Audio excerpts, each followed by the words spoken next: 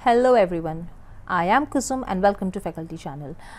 मैंने आप लोगों को लास्ट जो वीडियो अपलोड करी थी उसमें प्रॉमिस किया था that I will be bringing top 100 MCQs on teaching aptitude and so I am here with these questions. इसको ये 100 क्वेश्चंस हैं, so it is not possible for me to bring them in one whole video, therefore I have divided this in 3 parts। 3 parts में divide करा है।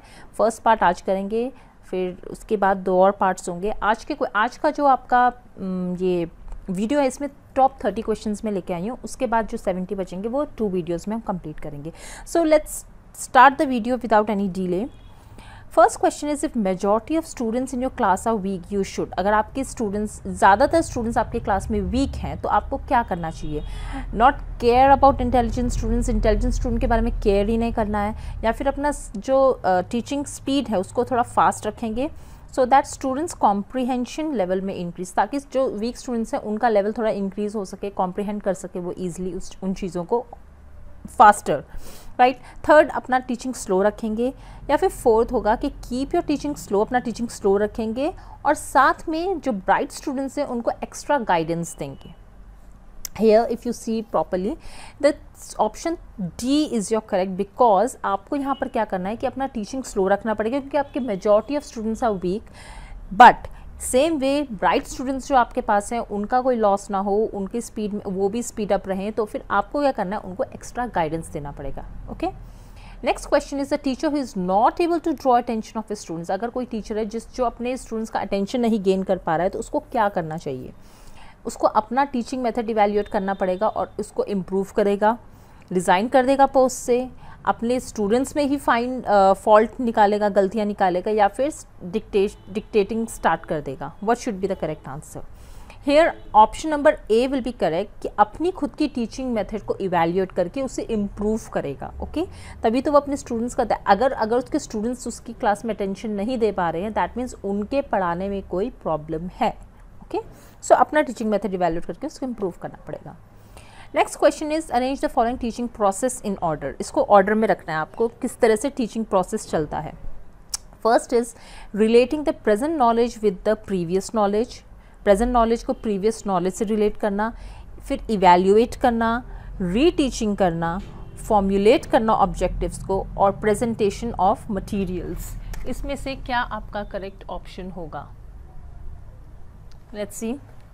देखिए हमको यहाँ पर ये ठीक है ना, इसका मैं आपको बता देती हूँ। डी ऑप्शन करेक्ट है। क्यों है करेक्ट? देखिए फर्स्ट फोर्थ में आपका है फॉर्मुलेटिंग ऑब्जेक्टिव्स। पहले आप अपने ऑब्जेक्टिव्स को फॉर्मुलेट करेंगे, उसके बाद आप रिलेट करेंगे जो प्रेजेंट नॉलेज को, जो अभी नॉलेज है उसको प्रीवियस नॉलेज से रिलेट करेंगे। आफ्टर दैट आप जो मटेरियल्स आपके पास अवेलेबल हैं उससे प्रेजेंटेशन करेंगे। देन यू विल इवैल्यूएट, आपने जो कुछ भी करा अभी तक उसका इवैल्यूएशन करेंगे। एंड लास्ट में जब आपको लगता है कि स्टूडेंट्स को कुछ चीज़ अभी भी समझ में नहीं आ रही है, देन यू विल स्टार्ट रीटीचिंग। आप उस टॉपिक, उस पर्टिकुलर टॉपिक को जो बच्चों को समझ नहीं आया, after evaluation you will only know about it, तो then you will start reteaching of that particular topic. Okay, next is which of the following is the most important single factor in underlying the success of beginning a teacher. क्या होना चाहिए जिससे कि आप अपना teaching जो career है उसको बिगिन कर सके सक्सेसफुली? स्कॉलरशिप प्रोवाइड करना, कम्युनिकेटिव एबिलिटी होना आपके अंदर, पर्सनालिटी होना, और and it's ability to relate to the class and to the peoples. ऐसी पर्सनालिटी होना जिससे कि आप अपने स्टूडेंट्स से रिलेट कर सकें, या ऑर्गेनाइजेशनल एबिलिटी, या जहाँ आप काम कर रहे हैं वहाँ पर उसकी वो ऑर्गेनाइजेशन प्रॉपर होना चाहिए, एबल होना चाहिए। Here your correct answer will be option number C, that is उसकी ऐसी पर्सनालिटी होनी चाहिए और उसके अंदर ये एबिलिटी होनी चाहिए कि वो अपने स्टूडेंट्स से क्लास में प्रॉपरली रिलेट कर सके। Next question is the field of education is permeated by conflicts and misconceptions, because एक एजुकेशन में कॉन्फ्लिक्ट्स और मिसकंसेप्शंस कैसे आते हैं? क्यों? प्रॉब्लम्स जो होते हैं in education call for subjectivity of interpretation. Subjectivity होती है इंटरप्रिटेशन की जो भी एजुकेशन से रिलेटेड है। Problems encountered in teaching are not amenable to rigorous scientific investigation.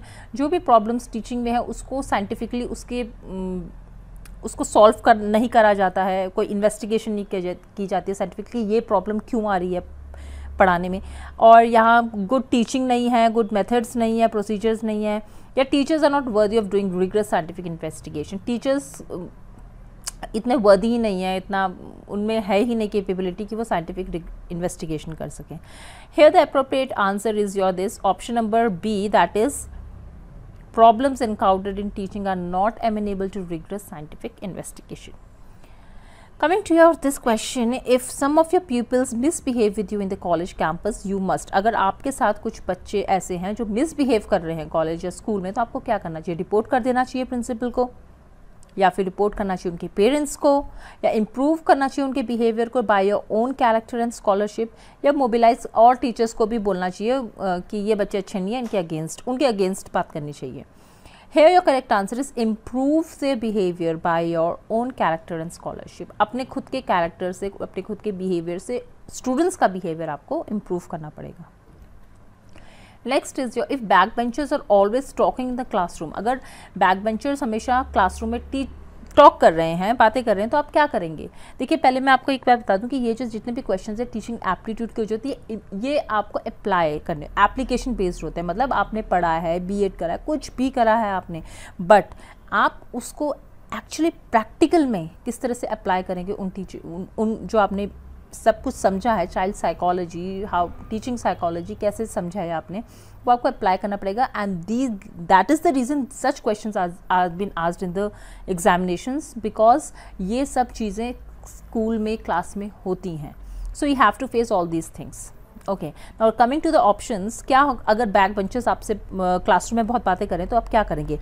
उनको करने देंगे जो वो कर रहे हैं, उनको पनिश करेंगे, या उनको फ्रंट सीट में बिठाएंगे, या none of the above? Here your correct answer is ask them to sit on the front benches. उनको front benches में बिठाएंगे। Use of telecast material. Telecast material का यूज़ क्या है? वो एनहांस करता है कॉन्सेंट्रेशन लर्निंग को, रिड्यूस करता है burden of the teacher, teacher के ऊपर जितना बर्डन होता है उसे रिड्यूस करेगा, इंक्रीज करेगा retention power. Retention power means याद करने का, जो रिटेन करने का, याद रखने का, उसको इंक्रीज करेगा, या ऑल ऑफ द अबव?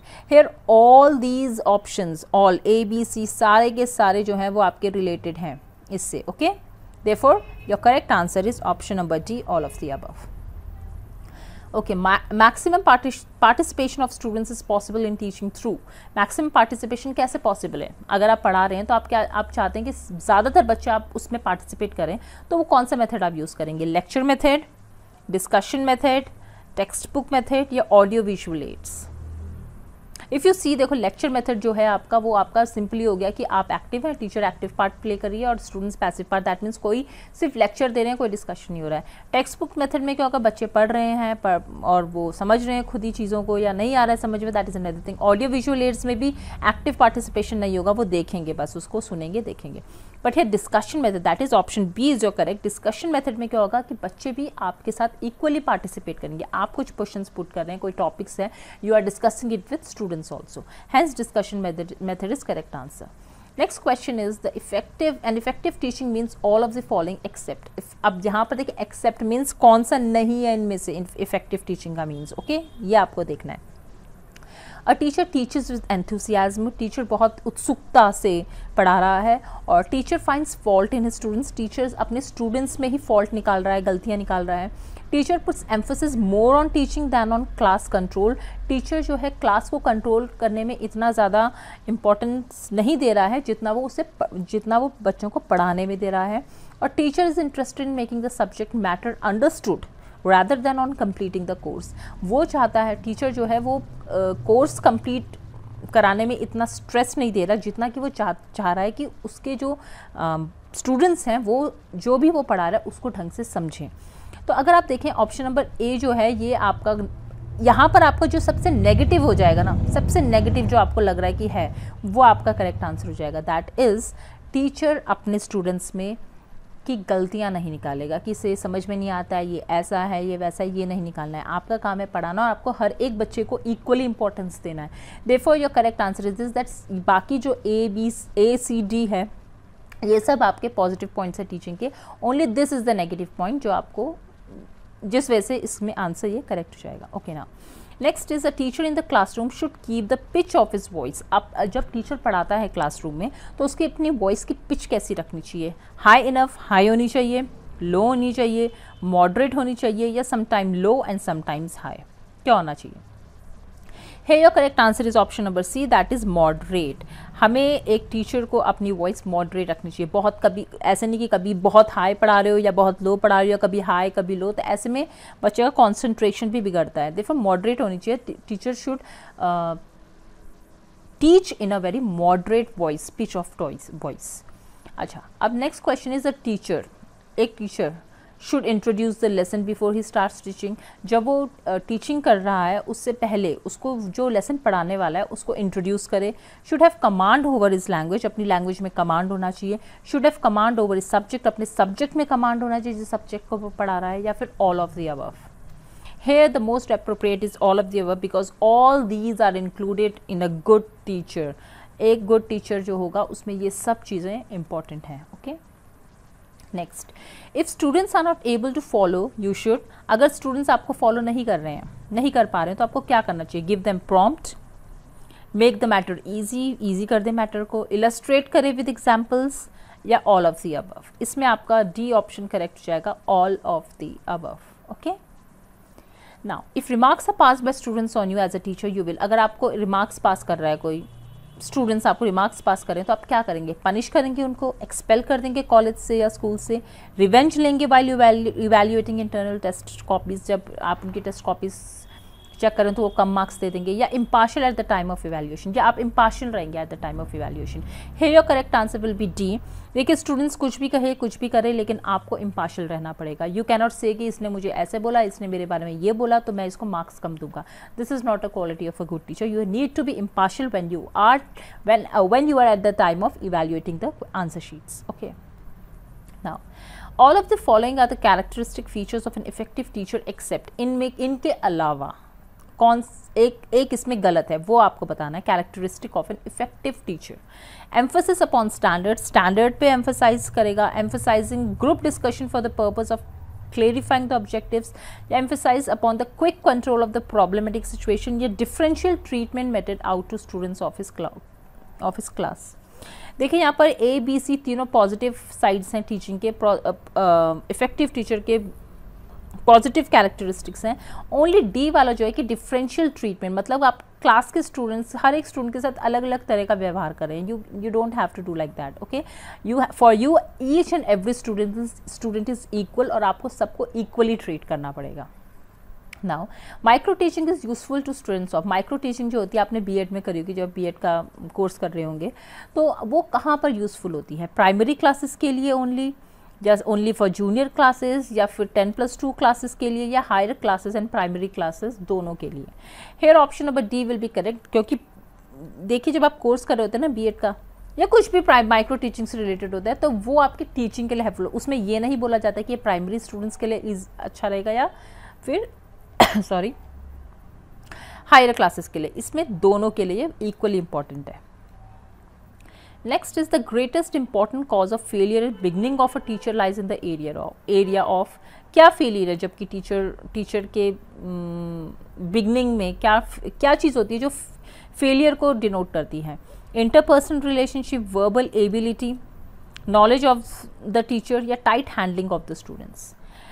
इनमें से जो मोस्ट अप्रोप्रिएट है, this is option number A, interpersonal relationship. आपका आपके स्टूडेंट्स के साथ किस तरह रिलेशनशिप है, किस तरह आप उसके साथ बिहेव करते हो, कैसे समझा रहे हो, वो बहुत इंपॉर्टेंट होता है. अगर ये चीज़ मिसिंग है तो आप एज अ टीचर फेल हो.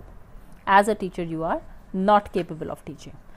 Okay, now next question is the introduction of career courses in schools and colleges aims at. Career courses को अगर आप इंट्रोड्यूस कर रहे हो स्कूल्स या कॉलेजेस में, तो उसका क्या एम होता है? डेवलप करना the ability to make the intelligent choice of jobs. बच्चों के अंदर एबिलिटी जॉब्स, गुड चॉइस करना जॉब्स के बारे में, या फिर providing professional knowledge to students को प्रोफेशनल नॉलेज के बारे में बताना, इंक्रीज करना उनका जीके, या फिर all of the above. Here your correct answer is just because all the options are important when you are introducing any career course in schools or colleges. Next, the main role of education according to Plato was, main role क्या था education का Plato के according? Develop करना power of contemplation, develop करना personality of each individual, strengthen करना state को, state here means country, या all of the above? Here also या correct answer is all of the above, because Plato ने इन सब के बारे में एजुकेशन रिलेटेड बात करी थी, इन सब के बारे में। Okay, next question is the democratic society is one which follows. एक डेमोक्रेटिक सोसाइटी क्या होता है? अभी मुझे उसका हिंदी याद नहीं आ रहा है, डेमोक्रेटिक का हिंदी क्या होगा? किसी को याद हो तो प्लीज़ कमेंट सेक्शन में बता दीजिएगा।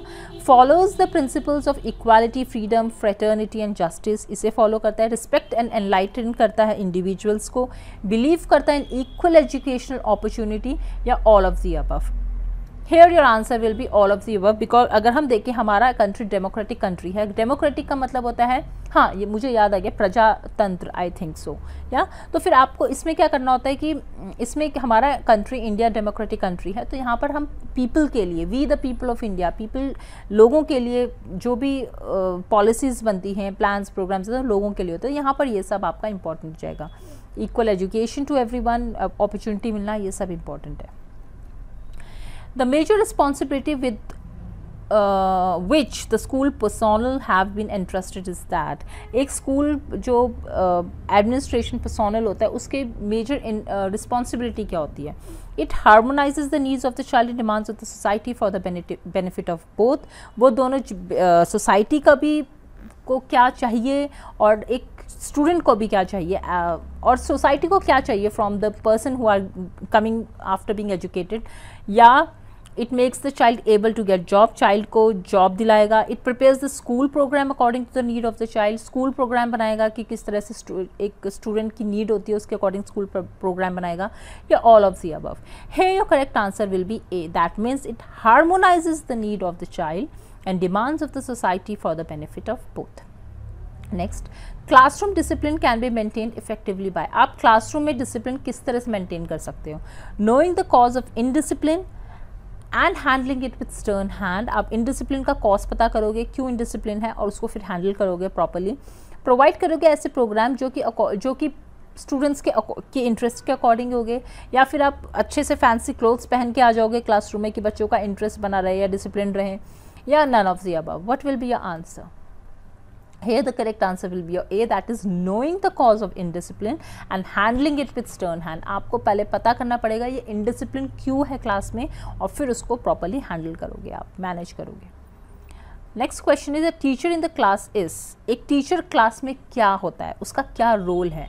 प्रेसिडेंट होता है ग्रुप का, क्लास का जो ग्रुप है उसका प्रेसिडेंट होगा, डायरेक्टर होगा उस ग्रुप का, leader and guide of the group, या all of the above? See, it is very common sensical question. That's it will be a leader and guide of the group. वो उस अपनी class को lead भी करेगा और अपनी क्लास को गाइड भी करेगा स्टूडेंट्स को। Okay, next is verbal guidance is least effective in teaching. Verbal guidance किस चीज़ में लीस्ट इफेक्टिव होता है? वर्बल गाइडेंस मीन्स आप उनको वर्बल मौखिक गाइडेंस, राइट, मुंह से बता रहे हो चीज़ें, मतलब कुछ प्रैक्टिकल करके नहीं पता, तो वहाँ पर सबसे कम कहाँ पर वो इफेक्टिव होगा? एटीट्यूड बनाने में स्टूडेंट्स का, ओके, या कॉन्सेप्ट ऑफ फैक्ट समझाने में, रिलेशनशिप्स बनने में, या स्किल्स क्रिएट करने में, किस चीज़ में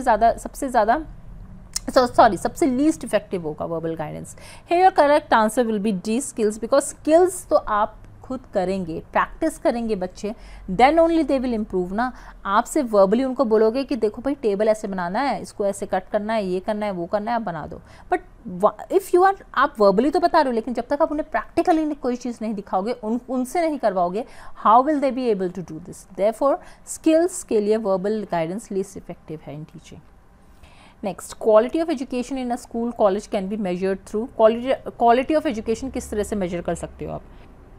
इंफ्रास्ट्रक्चरल फैसिलिटीज़ अवेलेबल कराओगे, मैन पावर, टीचर्स और प्रिंसिपल अवेलेबल होंगे, स्टूडेंट्स की अचीवमेंट देखोगे, या फिर ऑल ऑफ द अबव? अगर आपको किसी भी स्कूल या कॉलेज में क्वालिटी ऑफ एजुकेशन देना है तो उसमें आपके लिए ये सब इंपॉर्टेंट हो जाएगा।